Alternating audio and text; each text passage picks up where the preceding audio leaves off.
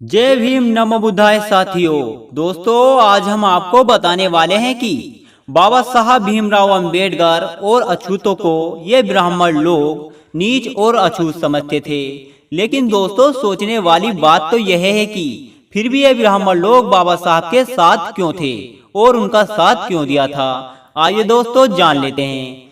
दोस्तों बाबा साहब भीमराव अंबेडकर हिंदू धर्म में होते हुए भी अछूतों के लिए क्षमता और स्वतंत्रता बंधु तत्व के लिए मनुवादियों के खिलाफ संघर्ष करते आए।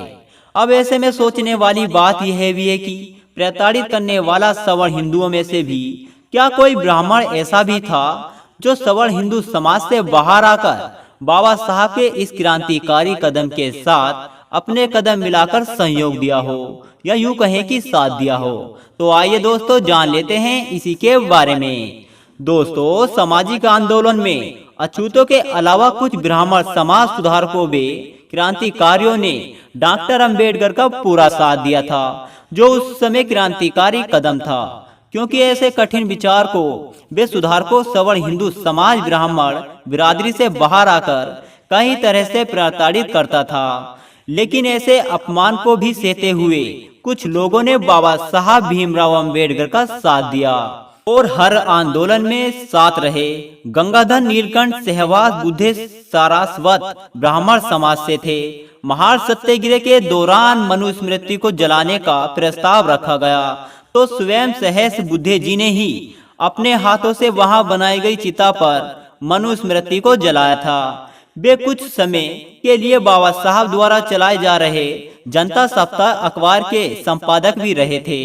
समाज संघ का संघ के सक्रिय कार्यकर्ता और कामगार आंदोलन के नेता भी थे। इसी प्रकार अनंतराव विनायक चित्रकार डॉक्टर अंबेडकर के ब्राह्मण सहयोगियों में से एक बहुत घनिष्ठ सहयोगी थे। महार सत्याग्रह सम्मेलन की सफलता में उनका सबसे बड़ा योगदान था। महार के चबदार तालाब में जाकर पानी पीने का प्रस्ताव उन्होंने महार सत्याग्रह सम्मेलन में रखा था। उन जैसे अन्य गैर ब्राह्मणों ने महार सत्याग्रह से पहले गांव-गांव जाकर प्रचार किया था।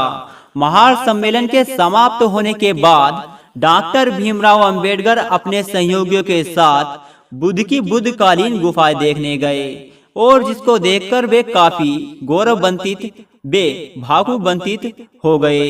इस दौरान अछूतों को यह आशंका थी कि महार सम्मेलन की तिलमिलाए हिंदू ऋणवादी लोग गैर भावना के रास्ते में हमला कर सकते हैं। इसलिए उनके गरीबी अनुयायियों ने रास्ते में जगह जगह सुरक्षा का बंदोबस्त किया। रास्ते में कई जगह अछूतों ने अपने राजा यानी बाबा साहब भीमराव अंबेडकर का स्वागत किया। 2 जनवरी 1928 को वह बम्बई लौट आए। अमरावती सम्मेलन महार तालाब के पानी के उपयोग के लिए चलाए जा रहे सत्याग्रह को घोषणा भी धरब अमरावती के लोगों द्वारा किए जाने वाले मंदिर प्रवेश को भी बल दिया। यहाँ के अछूत नेता वहाँ के प्रसिद्ध अम्बा देवी मंदिर के विस्तार को मंदिर प्रवेश के लिए नोटिस दे चुके थे, लेकिन उन्होंने साफ साफ मना कर दिया था कि हिंदू धर्म के मान्यताओं के अनुसार शूद्रों अछूतों का मंदिर में प्रवेश करना मना है। इसके बाद इस इलाके के अछूत नेता पंजाब राव देशमुख और आदि नेताओं ने 13 नवंबर 1927 को एक सम्मेलन का आयोजित किया। सम्मेलन की अध्यक्षता के लिए बाबा साहब को आमंत्रित किया गया।